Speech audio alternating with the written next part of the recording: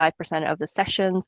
There will be a certificate of completion just to let so that you have, you know, some memento or some kind of proof that you've kind of been through this training and that you're familiar with some of these topics for those who are interested. Great, and I think I saw a few more people hop in while I was doing my intro. So welcome to anyone who I have not personally welcomed yet. All right, so today's training is focused on the low emissions mobility planning segment of our workshop. So I know from the last session, a number of you had noted, I think Gopal had mentioned it, Yusak, Shankar, that this is an area that might be of particular interest to you, which is really looking at more the levers in sustainable transport planning and what you can do to lower your emissions. So hopefully this will resonate with you. And I think, I don't know if I saw Nilesh hop on the call. He mentioned that he was interested in learning some country case studies and some activities or methods that could be applied in Indian cities. And I think Sumya, you might have also mentioned an interest here as well. So we'll be going through some case studies and certainly want to create the space to share any experiences that might be on this call. I think in session one, I don't know if I saw Nibalita and Sandy. There are some experienced transport planners who may have experiences, and certainly I encourage you to bring those to the table.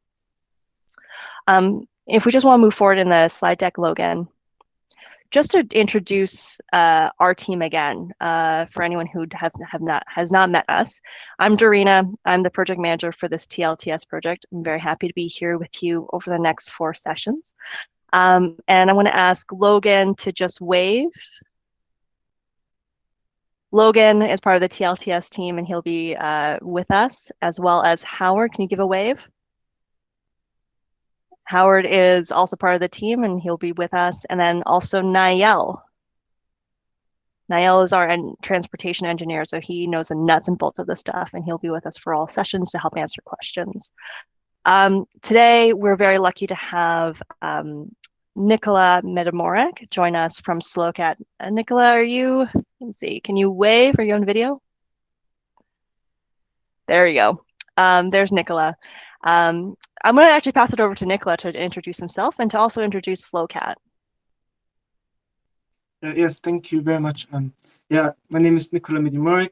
I'm from the SLOCAT Partnership on Sustainable Low Carbon Transport, and my main function at SLOCAT is to work on data and research analysis related to transport and climate change, and then also working on NDCs, long-term strategies, and anything related to this topic.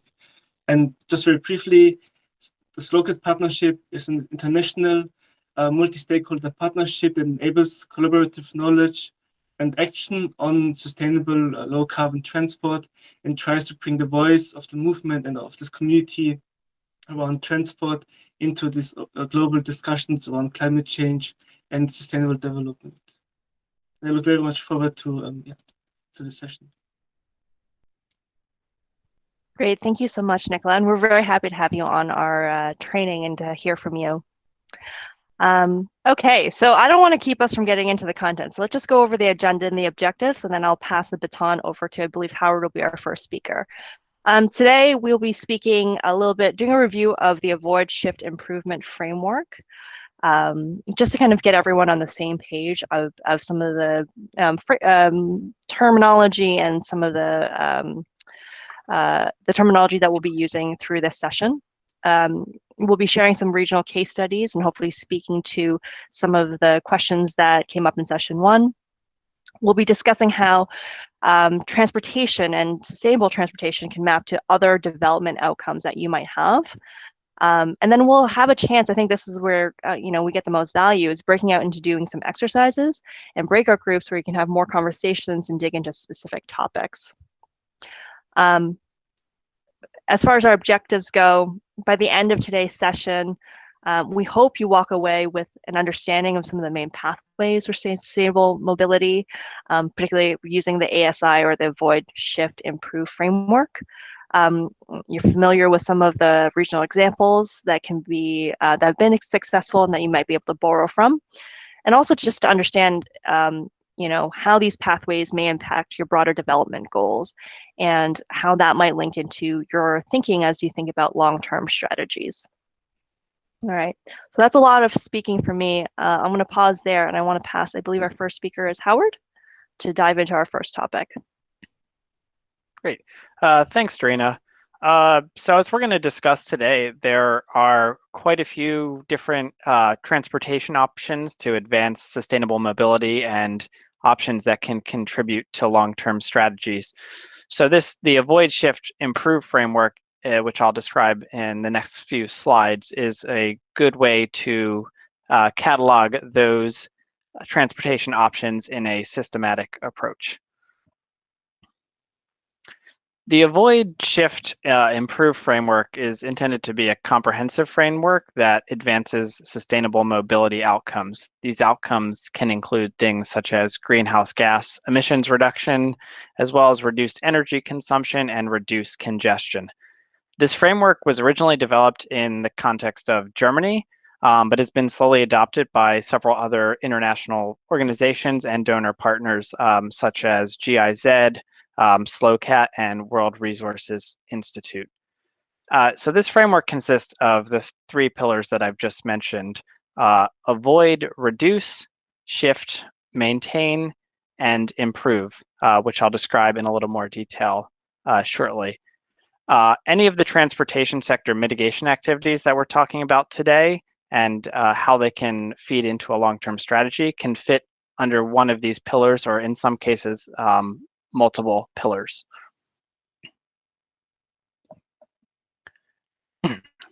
So just walking through this figure that was developed by SLOCAT from left to right, we first look at avoid. Avoid means to avoid and reduce the need for motorized travel.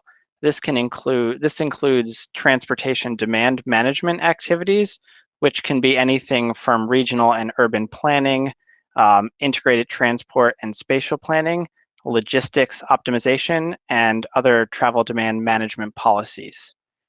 Turning to shift, shift is more about moving to more environmentally friendly modes of transportation. This can include things such as urban public transport, railways, walking and cycling, and new mobility services. When we talk about new mobility services, we're talking about things like ride sharing, car sharing, also bike sharing, which provides an opportunity for users to have access to transportation on demand. The improve pillar is about improving energy efficiency of transport modes, and this includes improving efficiency through advanced fuel economy, as well as electric mobility and also renewable energy sources. And it's important to note that a lot of these mitigation options will be interactive or complementary.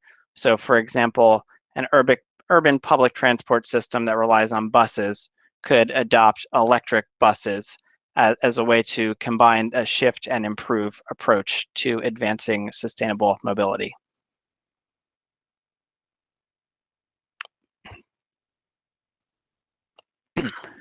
So what does this mean in the context of LTS? So these different transportation options have a variety of benefits beyond just increasing mobility and supporting the movement of goods and services. Here are just a couple of examples of these benefits. These can include things such as energy security, economic development, environmental protection, and the improved quality of life. And it's important to note these because these can all be objectives that are part of long-term strategies that countries are developing. If you look at the graphic on the right, this is an infographic developed by the World Resources Institute that illustrates some of the benefits of the long-term planning development in the context of Indonesia.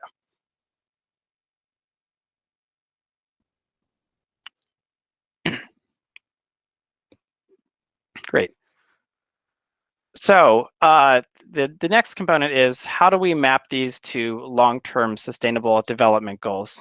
So this chart here is intended to map what these different pillars mean for some of these different sustainable development indicators. So working from left to right along the top, you can see there, as I mentioned, there's environmental benefits, energy security benefits, economic benefits, and quality of life benefits. Now, each of these indicators have different sub benefits, including things. So, for example, an environmental benefit can include reduced greenhouse gas emissions, or improved air quality, or more compact land use. Other benefits can include things like public health or improved economic opportunities. So that's kind of a summary of what this chart is trying to map. Now, when we look at this chart, what we've tried to do here is think about what will be the impact of different mitigation activities, or what will be the impact for each of these avoid shift activities. And it's important to note that sometimes the benefits of these transportation activities won't always be positive. They can also have some adverse impacts that might not be consistent with sustainable development goals. And that's something that planners should consider as they develop these options. So what this does, the green dots indicate positive benefits across these different sustainability goals. Yellow dots indicate where there might be a mixed impact situation. So there could be a positive impact, or there might be some adverse impacts. The red dot will indicate this might have a negative impact on this particular sustainability indicator.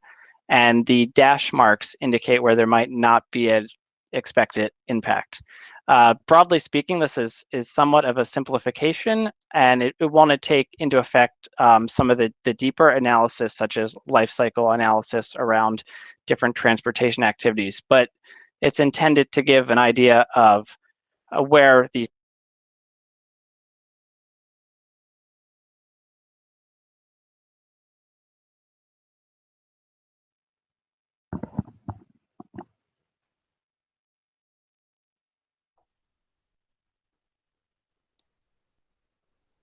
Howard, I think we just lost your audio.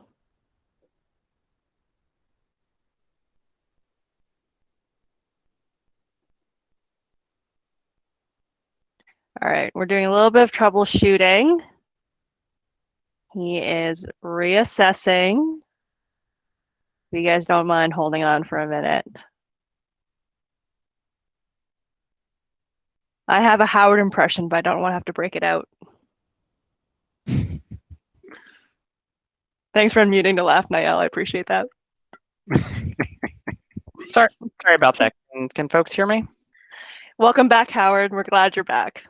Sorry. Yeah. So let me jump back in. So when we're thinking about these sustainability indicators, we can point to this example of new mobility services. So if we're looking at an example of ride sharing opportunities where people are able to share rides on demand, you'd expect a mix of potentially positive but also potentially adverse impacts. So working from left to right across these indicators, we'll just start with GHG emissions. So if this ride sharing is replacing individual vehicle use, it may reduce the demand for individual vehicle use and reduce the fuel consumption for those vehicles. This could have a positive benefit on greenhouse gas emissions, as well as air quality, and encourage more compact land use. But alternatively, if ride sharing increases the demand for vehicle use and is replacing things like walking trips or public transportation, it might actually result in increased greenhouse gas emissions and increased air pollution. And that's not to say these things will necessarily happen. It simply is indicating that when planning long-term goals, these are important benefits and potentially adverse impacts to consider. Similarly with energy security, if it encourages decreased individual driving, it may reduce fuel imports and reduce energy costs. But if it encourages it, by additional vehicle use, it'll have an adverse impact.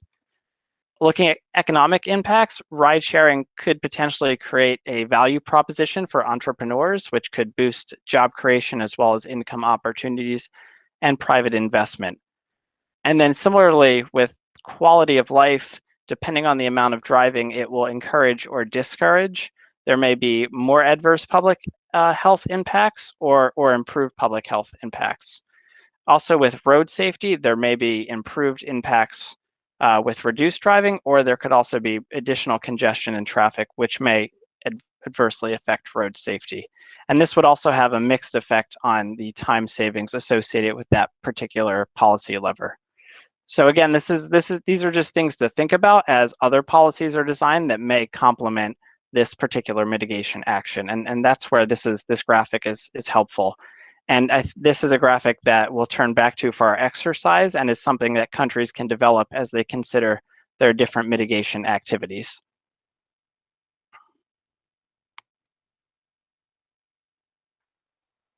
So a key part of long-term strategies is thinking about what are our overall long-term sustainable development goals. And one way to frame this is through the official sustainable development goals. As noted here, there are 5 sustainable development goals that transportation is directly expected to contribute to. This includes good health and well-being, affordable and clean energy, industry, innovation, and infrastructure, as well as sustainable cities and communities, and responsible consumption and production. So if countries are already working towards these sustainable development goals, they can consider how this might interact with their transportation sector activities. There are also additional indirect ways that the transportation sector can contribute to sustainable development goals. These include things like agricultural productivity, air pollution, as I mentioned earlier, access to drinking water, food loss and waste, additional sustainable cities benefits, as well as climate change mitigation and climate change adaptation.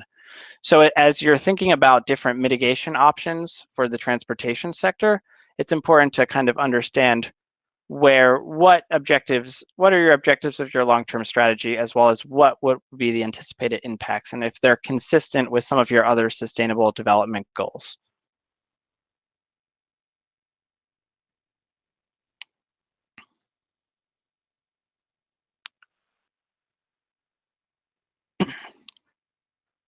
So now that we've kind of briefly walked through some of these transportation mitigation options, we're going to start breaking for the group exercise in the later sessions. We'll be breaking out into groups that do a similar mapping exercise for examples of ASI mitigation activities. So right now, we'd like you all to navigate to a Google Sheet, and which Dorina will put in the chat, and select one of these topics that you would be interested in doing a similar exercise where we're mapping what would be the expected sustainability benefits or potentially adverse impacts associated with these transportation activities. So we'll take a couple of minutes for folks to fill that out. And in that time, we can also pause for questions if folks have them. I realize that was a lot of content to cover. So I just want to note the link that you need to access is on the right-hand side in your chat bar. So open that up, and then just look at the group selection and put your name in one of the 4 groups. So I think we've got about 20 participants here. So we're looking hopefully for about 5 participants per group. It would make for a much more productive conversation if we spread out evenly. So if you see, there are 6 or 7 people, or there are already 5 people in a group, please try not to sign up for that. We will make sure that the outcomes from this exercise are available for everyone to look at, and we'll try to make space to discuss it either at the end of this session, and if we do run out of time, we can do it at the beginning of session 3. Howard, back to you on questions.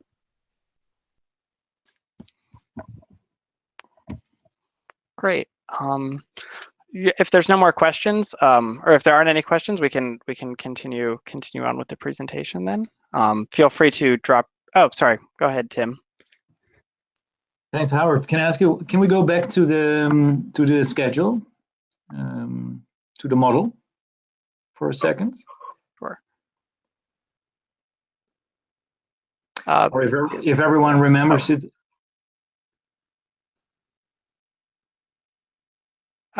Sorry, Tim, are you referring to the dot mapping exercise slide? Exactly. Okay, great. Yeah. Thanks, Logan. So I see the dots are very clear to me, but there are a few minus signs. Does that mean that the model expects there to be a neutral effect? Essentially, yes.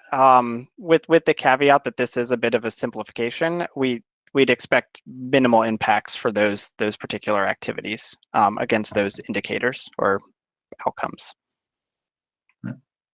Thanks. Sure.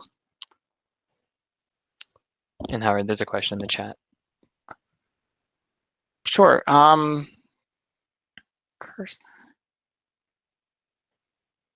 Sure. Kirsten, correct me if I'm wrong, but would you like me to briefly just speak to why we consider that yellow for that? Yeah, maybe a little bit more elaboration. Sure. What the interlinkage would be great. Thank you. Sure.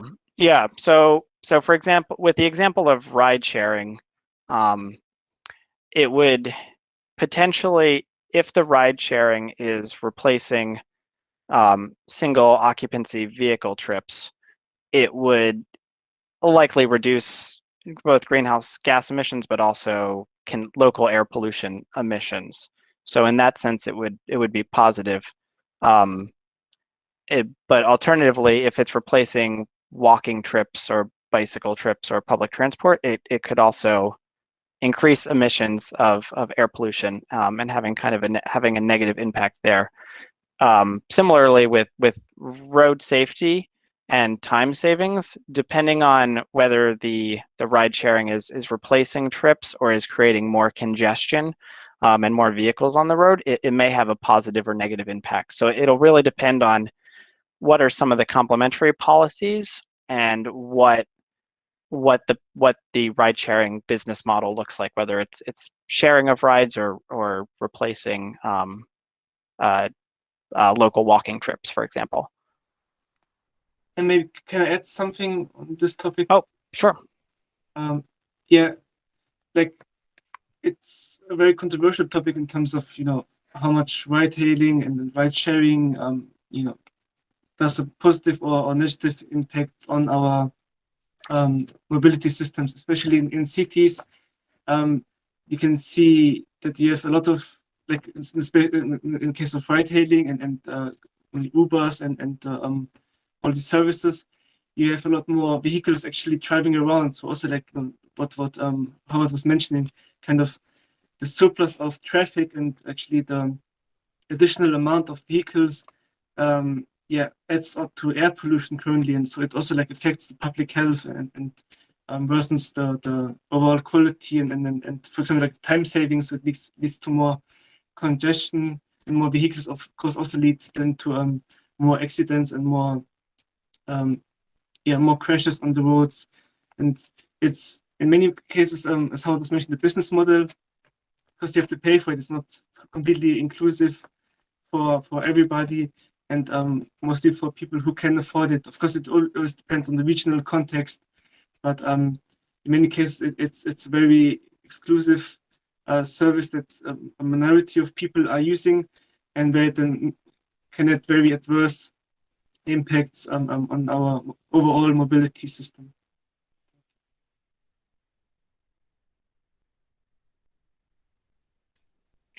Kristen, was that a satisfactory answer? Any follow-up? No, it was good. Thank you very much. Also for the additional information to get a bigger picture about what does it mean. That's not only like positive effects or impacts, also like some negative. So thank you very much.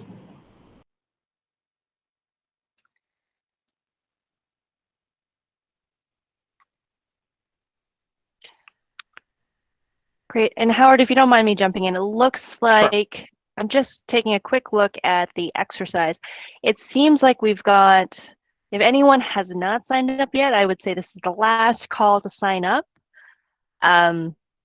Right now, I think most groups are quite full. The only one that is maybe a little less popular is group 3 of fuel economies. So when we come to that, I would say we could have a very intimate group exercise, or Kirsten and Nitesh, perhaps you can consider joining one of the other 3 groups, and we'll kind of fold that one for now.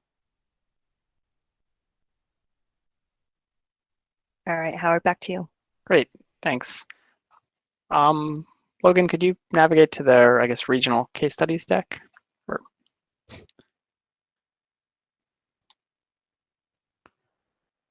Great. So now that we've talked about the just the different policy measures at a kind of a theoretical level, we're going to turn to looking at some of the regional case studies that are occurring of example transportation activities in the Asia region. Before we jump into our presentation, we're curious to hear what are your initial thoughts on what are some of the transportation activities occurring in your country? Are there particular topics of interest based on your work, and essentially what's happening on the ground in your countries that maybe we should be aware of? And then Nicola will present a couple of case studies from SLOCAT's work. And feel free to put these in the comment chat or chime in with your audio.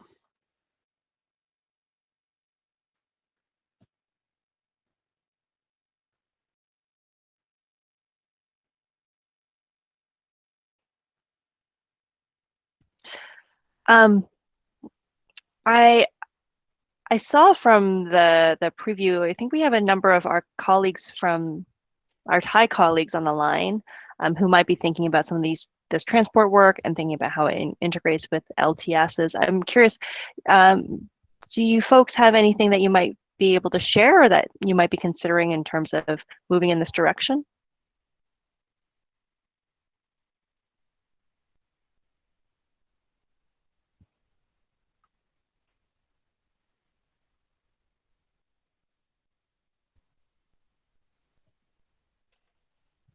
Okay.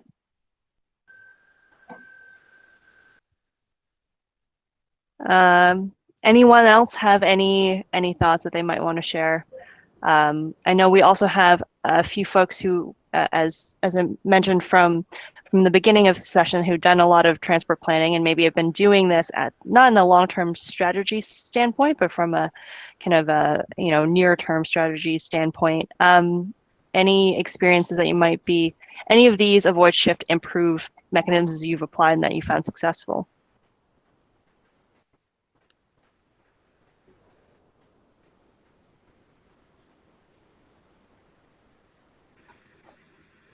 Excuse me, I'm Jakapong from Thailand. Hi, Jakapong. Sorry, I lost my signal. No worries. I would like to share some experience on the ASI frameworks for Thailand. And now Thailand have the transport sector action plan for the NDCs. We also apply this framework to propose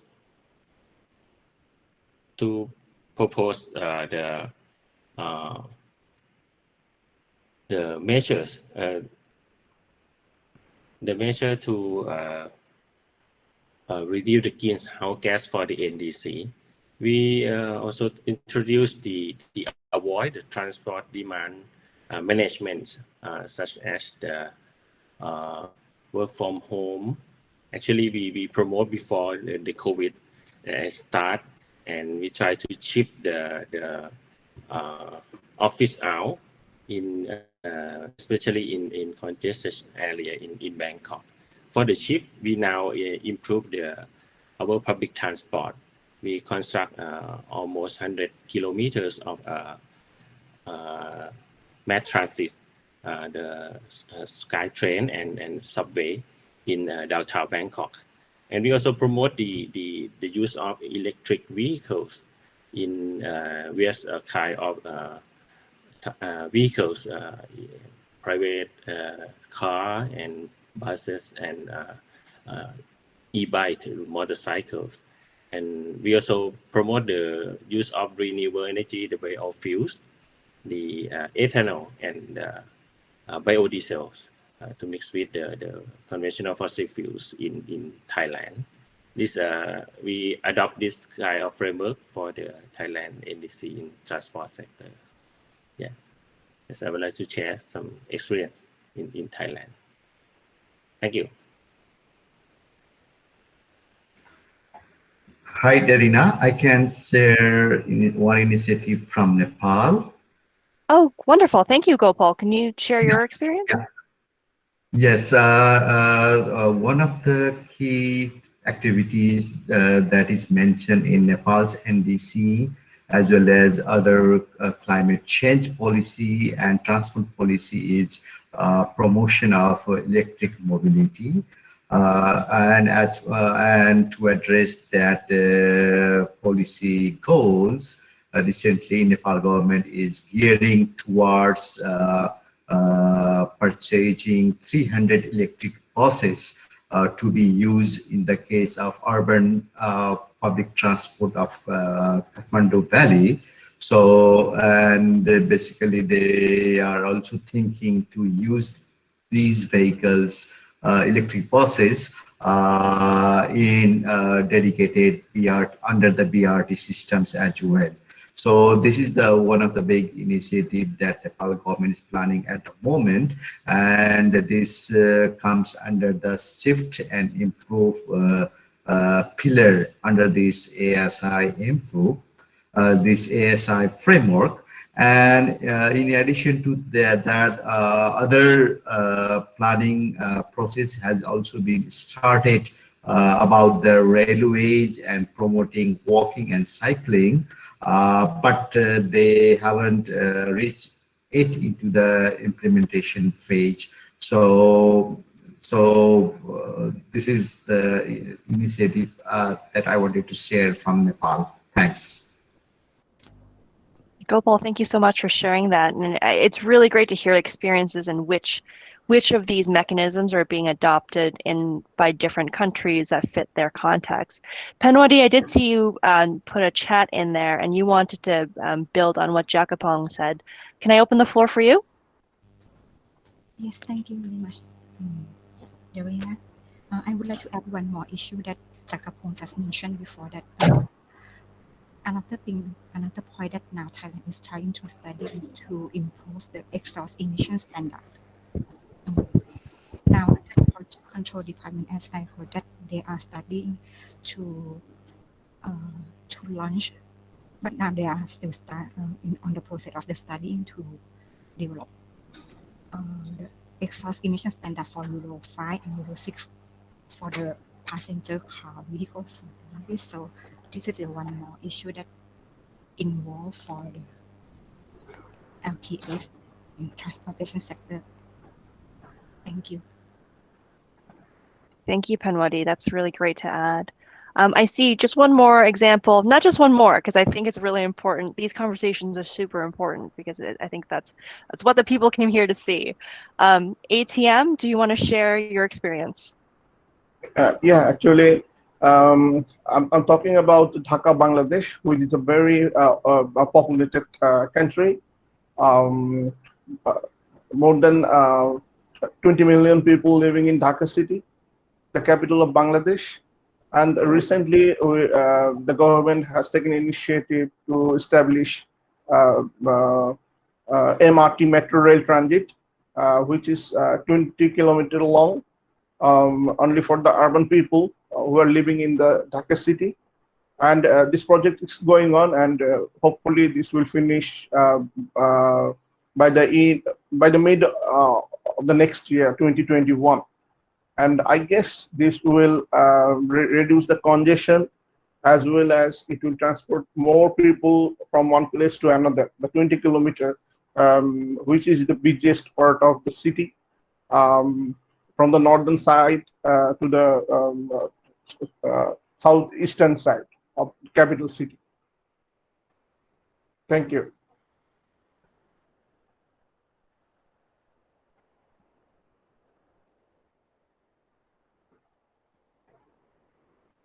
We can't hear. Too many mute buttons. Thank you. Thank you, A-Team. I really appreciate you sharing your story. So as you can see, there are a lot of people in this group that have transport experience and stories to share and experiences that perhaps we can learn from each other. Avantika, I want to throw the floor to you because you had an initiative that you wanted to share from India. Yeah, hi Darina, thank you so much. Just wanted to highlight about the new challenge which has been started by the National Government of India. It's called India Cycles for Change Challenge. So in this, the national government is trying to encourage the cities to adopt this challenge. And this is also in light of the COVID-19, because you see there is a lot of public transportation which was stopped because of this pandemic. So in wake of that, in light of that, also the government has initiated this challenge, and it is an ongoing challenge as of now. And we are hoping to hear back from the government. Like, the cities are now preparing themselves and they'll be submitting their proposals to the government in the coming days. And this seems to be a great initiative in which the cities are being inspired to adopt this new approach of cycling. And that will also depend upon the climate, I suppose, because some cities it might be difficult for the people to cycle, but it will also depend upon, maybe they'll also think about how the landscaping would be done in the cities in order to benefit the people. And also that will also improve the environment of those cities. Yeah, thank you. Great, thank you, Antika. And I hear you on the pandemic kind of making the case for cyclists. I believe there was at one point a shortage of bicycles, that people were having trouble finding them because so many people were exploring this new option for transport. Yes. Great. Thank you so much to everyone who's spoken. We're going to have a breakout room and later on, so there'll be other times to connect, but I think just from this conversation, you heard from Jakapong and Penwadi, ATM, Avantika, and Gopal. So there are some other experts in this space or other experiences that you can certainly reach out to and ask about. So Howard, I'm going to pass this back to you to kind of move on to the next section.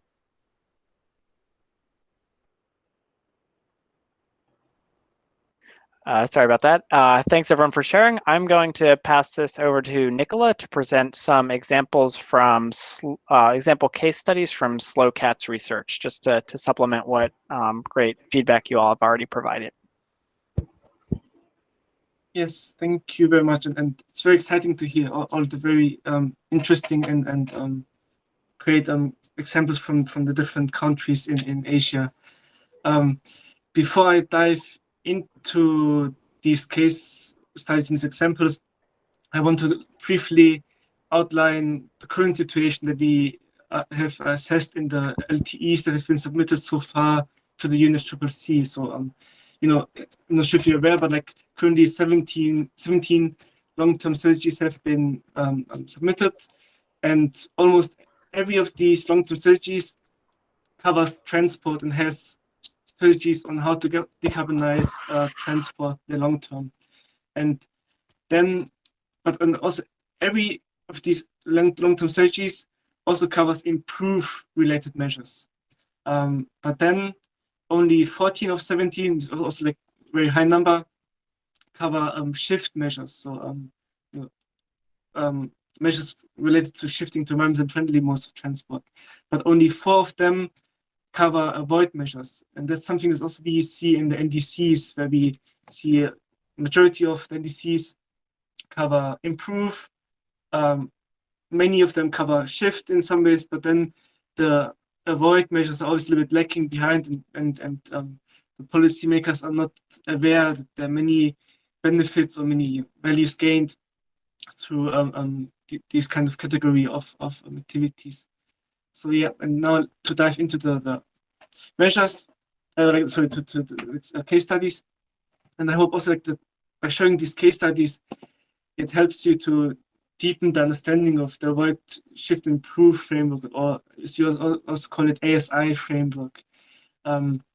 So here, the first example you can see on the slide belongs to the first area, the void, the unnecessary motorized travel, but also a little bit belongs to the second element, the shift category.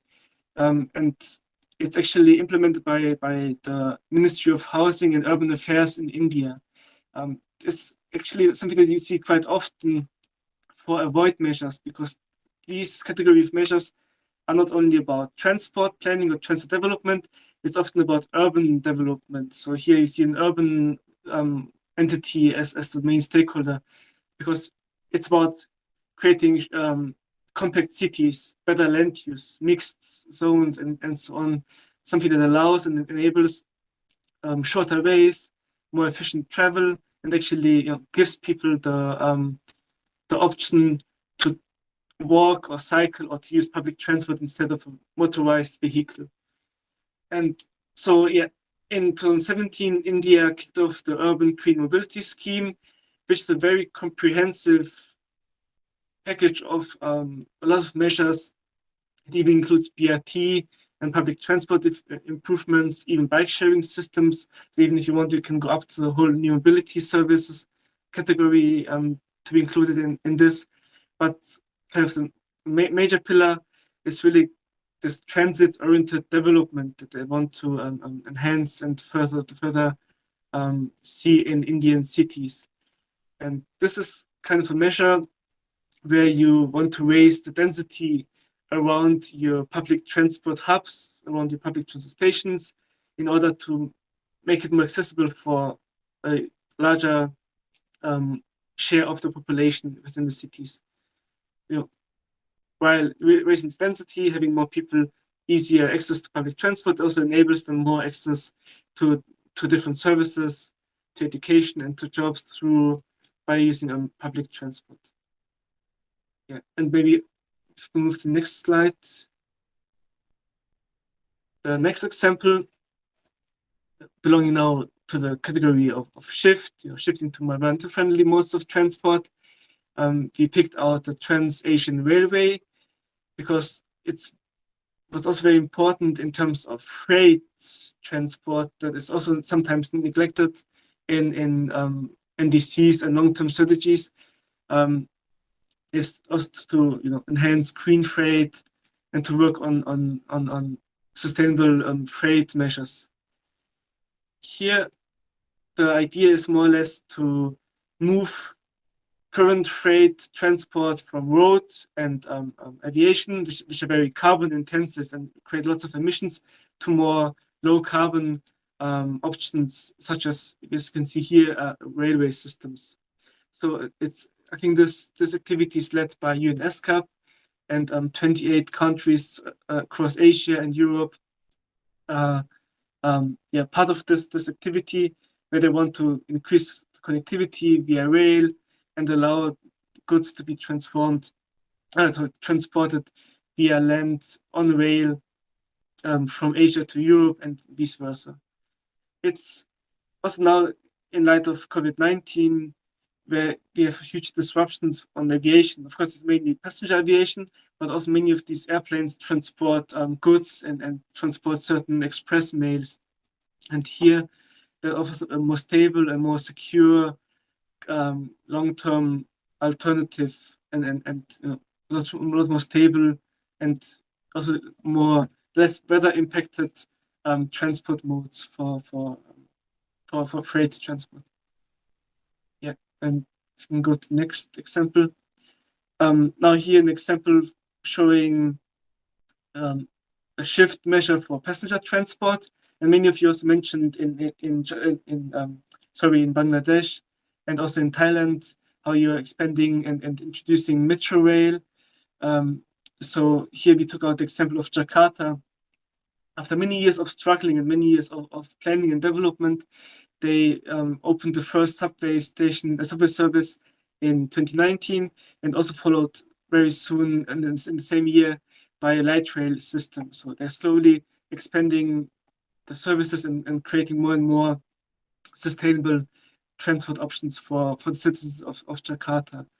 And that's, again, it's supporting the shift from motorcycles or private modes of transport to public transport use, and enabling access to much more services and things they want to and destinations.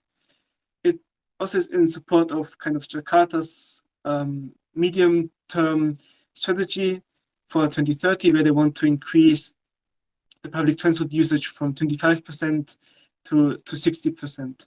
And also it will assist to reduce greenhouse gas emissions by the transport sector by 30%. Yeah. And then the next example, now moving over to improve. And here, I think many of you are interested in this topic of electrification and e-mobility. And so we took out this example of electrification of two-wheelers in Vietnam. For many Asian countries, it's actually very interesting, or let's say, there's a high potential of reducing a lot of emissions from the transport sector by first focusing on electrifying two-wheelers. And here in this case of Vietnam, this you can see in this chart, it was identified that electrifying and electric two-wheelers have a very huge potential, and much more than electric cars, or much more than electric cars, as you can see in this chart. Also, the reason is often because many of these countries or economies experience still a growth in motorization. So people having, of course, it's creative a shift from diesel or gasoline cars to electric cars. But also, you will see many people then moving from not having a car to owning an electric car, for example. So it's also going to actually add or produce a lot of emissions in the long term and in the overall system. So actually moving the current very huge motorcycle fleet to an electric motorcycle fleet has a huge potential. And in this case, where the scenario looks at a share of 30% of electric motor bicycles by 2030, it would greatly contribute to a huge reduction of greenhouse gas emissions. And I think that's also what we can see in other countries, not only in Vietnam, but India, with the FAME 2 scheme, a subsidy scheme. They're also very much pushing towards an increase of electric 2- and 3-wheelers.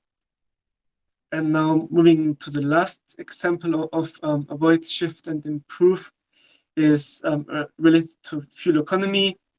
There are, for example, around, I believe, 45, 50 countries that have fuel economy standards for passenger cars, but actually there are only 6 or 7 countries worldwide that have also certain standards and certain levels for trucks and for heavy-duty vehicles. And actually 3 of them are in Asia, as you can see here, India, China, and Japan. And on the way towards transport decarbonization and towards a zero-emission fleet, it's very important first to improve the efficiency of the current fleet, and which is kind of one of the more major measures here in this improve area. So, by slowly raising the bar and lowering the levels of allowed emissions, we're also reducing emissions, reducing the transport pollutants, and can slowly then further transition towards an electrified or other alternative fuel-based fleet. India, I believe it was introduced in 2017, the heavy-duty vehicle emission standards, and you can see that, for example, the bigger diesel buses, diesel trucks and buses are representing 60% of the fuel use of the freight fleet, and just having them following certain standards is going to yield around 40% reduction in fuel consumption. Also, it will then have immense impact on the transport CO2 emissions and further yield more more reductions in the transport sector overall. And also it was very interesting to hear from Thailand as well, to introduce Euro 5 or Euro 6 emission standards, which is very important to, in this case for passenger cars, and more countries should follow these example. Other ways for improve are also the biofuel blending mandates here. Of course, the use of second generation biofuels or less carbon intensive produced biofuels is very much favorable, but that's something that the EU is spearheading right now, and other countries are going to follow soon with it. So thank you very much. I saw that actually there's a couple of comments in the chat box, so maybe we can briefly go to them as I see still maybe have 1 minute left on it. Yeah, Nicola, please. I think Sumya and ATM both have questions if you think you can field those. Yeah. Sumya, I see a comment on could you throw some light on the impact of source of electricity considering yes. So that's a very often discussed topic. So yes, while electrifying the vehicle fleet, they still need energy. Where does this energy come from? And many times then the point is maybe if the energy comes from coal-powered plants or coal-powered energy, then it might not have such huge emission savings. Nevertheless, it's many times also like a chicken and egg thing. Many economies around the world, coal isn't the most feasible or the most favorable energy source anymore, or at least the investments in new coal are really decreasing. So also over the next kind of decades, you will see this transition from coal and fossil fuel based power to renewable energy or cleaner based produced electricity and power. So, but at the same time, electrifying the vehicle fleet. If somebody buys a car and then he owns this car for like 10 years, 15 years, and we even sells this car, and this car gets in second use for a couple of more years by somebody else. This vehicle change takes a lot of time and also many years. So that's also one of the issues that we need to consider. So overall, we shouldn't wait until we have clean produced power in order to move towards electric mobility. Both need to go hand in hand, and we should, but of course, you should be really aware that just because you drive electric doesn't mean that you're producing zero emissions. Like there's still maybe no tailpipe emissions, but still far away. They're much more power energy based emissions. I hope that was useful. And then the second question. Yeah, and Nicola, if you just to elaborate a little bit more on that, I think a recent study from Nayel from ICF. I mean, that is a great question about the source of the electricity and the energy. But as Nicola said, you have to consider that this is a slow transition to that. A recent report on, I believe it was Germany, was saying that it will take basically up until they have at least 50 to 60% of the market share being completely electric to them to have a surge on their grid and energy demand that will be above 15 to 20% of what they're doing right now, what they're having. So and that is 2050 for them. So you still have a good amount of years to, as Nicola said, work hand in hand with the energy production and the energy consumption and how to make that sustainable and green. So don't be discouraged by the fact that your source of energy right now is not necessarily as green as you would like it to be, because you still have a long time to, and also in the fact that this is not going to have a big impact on your grid at the moment. It's going to take a huge amount of vehicles and market share for you to have a significant impact where you're saying that you're actually tilting the scale the other side. in having those really negative impact. So as Nicola was saying, just working hand in hand with your production and your long-term plans and your strategies, and then you can see the benefits and move that yellow spot to be completely green. Yes, thank you very much. Great points. On the second question, which is actually also a good point and connects to the previous question a little bit. Of course, with this transition to e-mobility, we can see an increased demand for electricity. But I think what I said and what Niall also just said, it goes hand in hand, and then the economies need to account for this and need to plan accordingly to increase the energy production and also hopefully to increase the share of renewable energy with it over the years to completely fulfill the demand for more electricity. And then the third question is by Pinwadi Chi on the what are the plans to increase the public transit demand in Jakarta? And there are many things like that Indonesia, that Jakarta is working on, and it's a full-fledged public transport, or like the metro subway system. And also just at the link where you can see the source for this case study that we used, and there you will find a huge number of like a very comprehensive package of activities that Jakarta is doing. It's not only about just building subway system and that's all. It's really just connecting it for pedestrians, even introducing odd plate vehicle policies, so that if you have a certain number on your private car, like a certain vehicle plate number, then on that certain day that you have to pay a certain fee, or that you're discouraged, so that you're discouraged to drive. And I believe there are many other activities that also are planned within Jakarta. And this presentation by UNESCAP is very comprehensive, and there you can find more information on it. Yeah.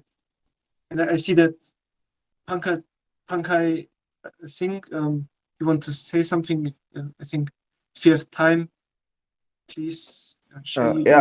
What you are saying on the Indian coal-fired power plants, and what we are doing is we are installing a CCS technology to reducing the emissions right now, and we are testing for a 10 megawatt right now in Nagpur, Bhopal. One is in Nagpur and one is at Bhopal. 2 sites we are just testing right now. I'm just working with some industries which are working here. And second thing, what we are doing is moving to CNG-based buses or hydrogen buses. For the future, we are looking forward, and what we are doing is we are doing a door-to-door waste segregation, where we use a waste to convert into a fuel which we'll use for the buses to drive, and that is the next generations to have a green technology and green fuel. Yeah. Okay. Thank you. It's a very, very great example. Yeah. So. There are lots of activities, and they're I see, the energy sector and the transport sector go hand in hand, and where we can move towards cleaner fuels. I'm not sure if there's anybody else. Pankaj, are there any case studies or resources or a little bit more detail about the project that you just described? Perhaps you can add that to the chat. What we are doing is last 4 years before, we adapted one village, and we started a testing for India, where we have a huge population. So we can move to a centralized system or the decentralized system, which will be adapted according to the cities which have a less population or the high population. When you move to the southern India, what you found that the houses are not very nearby; they're very far by. So what you need is centralized system. But when you come to a northern India or a central India or western India, you have a very dense population, and what you can do, you can have a decentralized system, so that will reduce your transportation cost of fuel also.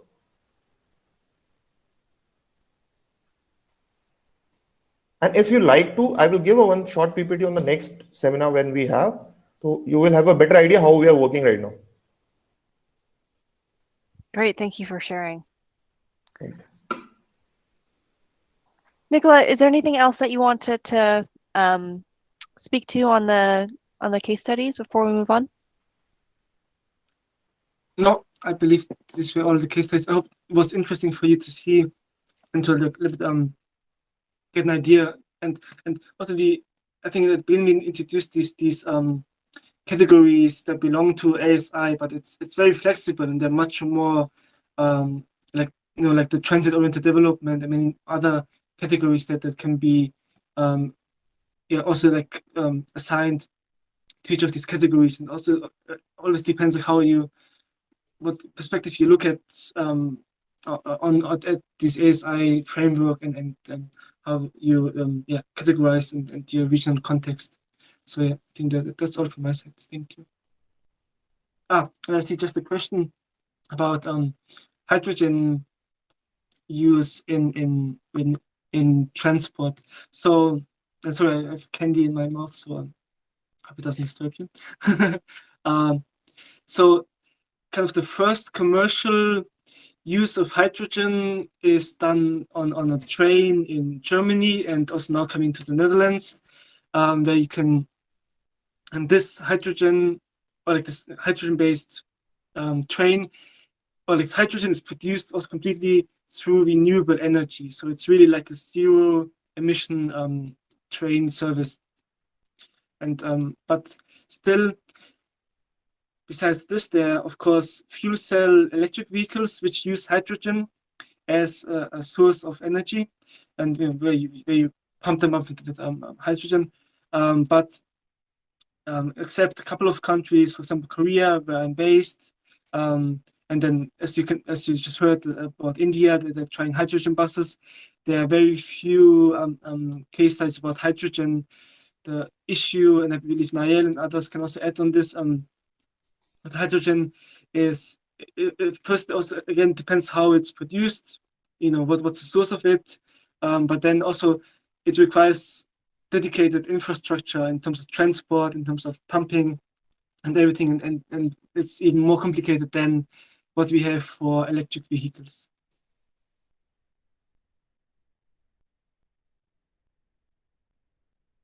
Yes, thank you very much.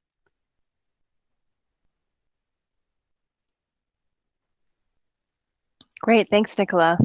And I'm sure as we're sharing case studies and as we get talking, more questions will come up. One thing I would say is if you're coming up with questions, please continue adding them to the chat. We may not be able to address them today, but we will make sure to come back to some of these questions and pull on some of these threads. Like we'll try to be responsive to what the interests are of this group. All right, so thank you so much, Nicola, for sharing those case studies and fielding so many questions. It was really interesting. Howard, I'm going to throw it back to you because I think we're about to transition to a group exercise, right? Yes, that's right. Yeah. So now that we've thought about and talked about all of the different sustainability activities in the transportation sector, we're going to return to the exercise of mapping those activities to specific sustainable development impacts and goals ultimately.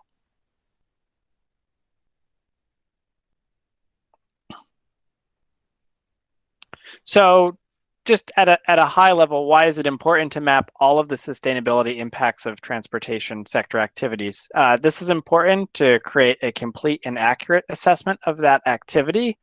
It's also important because, as we've noted, impacts in one area may lead to benefits or adverse impacts in another area. So for example, local air pollution reductions from a transportation activity may improve public health outcomes, whereas an improvement in transportation infrastructure, such as a highway development project, may actually encourage additional driving, which will have adverse impacts. And these sustainability impacts ultimately can inform and or contribute to the LTS goals that we've talked about in the previous session. So we'll just take we'll do a quick look at one of the sets of impacts from the electric mobility sector. So we'll look at some of the impacts from reduced fuel consumption associated with electric vehicles.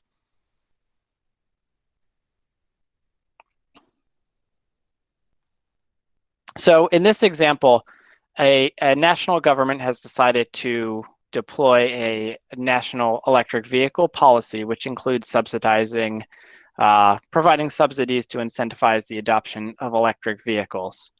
One of the impacts of this hypothetical scenario will be reduced fuel consumption. We know this reduced fuel consumption will result in second stage impacts that include decreased greenhouse gas emissions and decreased local air pollution from the reduction in fuel for combustion. We also know that these improvements in local air quality will lead to improvements in public health and may also increase labor productivity as a result of improved environmental conditions. It also can lead to decreased fuel imports, which will improve energy security, which may be another development goal that countries are thinking about in their transportation activities. So the purpose of this exercise is simply for planners to understand all of the impacts, and this is just one of the branches of those impacts that are associated with the transportation activity.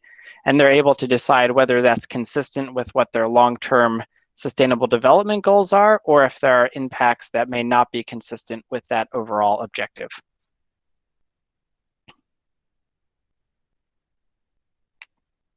Great. And with that, we'll be turning to the group exercise. With this group exercise, what we'll essentially be asking you all to do is to look at one of the examples that we had presented, looking at an example that we had presented, and providing you with an opportunity to map what you think the sustainability impacts will be associated with that transportation activity. While these are examples that we've created, this exercise can be applied to any specific country transportation activity and is intended to capture all of the impacts that may support a national LTS goal.